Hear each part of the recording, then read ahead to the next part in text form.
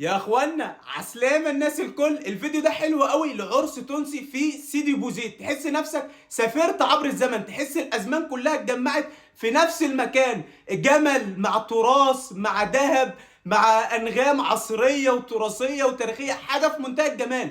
واغرب حاجة ممكن تشوفها في حياتك هي الاعراس في تونس. تخيلوا العرس عندهم او الفرح عندهم 7 ايام، يعني لو كلفوا شوية زيادة العيال هتحضر فرح ابوهم وامهم معاهم اساسا. كمان الست التونسيه ملهاش مهر، مفيش مهر، لانها لا تقيم بمال، لا تقيم بكنوز الدنيا كلها يا ودي. تمام. كمان ما تنفعش تتجوز عليها، خلاص اتجوزت بره ما ينفعش تتجوز عليها تاني.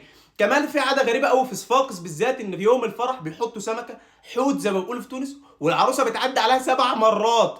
يا ودي يا ودي صفاقس يدوسوا على قلبي يا ودي، يعدوا من فوق قلبي يا ودي، ما عنديش مشكله، صفاقس باهي يا ودي. تمام. فكل حاجه في عاداتهم غريبه قوي. اكتبوا لي ايه اغرب العادات في الاعراس التونسيه. حبايب قلبي، علاش الفراشه تسفر زين، نحب نعاونك، سامحني نحب نقعد مع روحي، اعتبرني روحك وخلينا نقعد مع بعضنا شويه. حبايب قلبي، تحياتي ليكم، سلام، حب كبير، الله يفرحنا ويفرحكم كلكم. شو عرست ولا مزين؟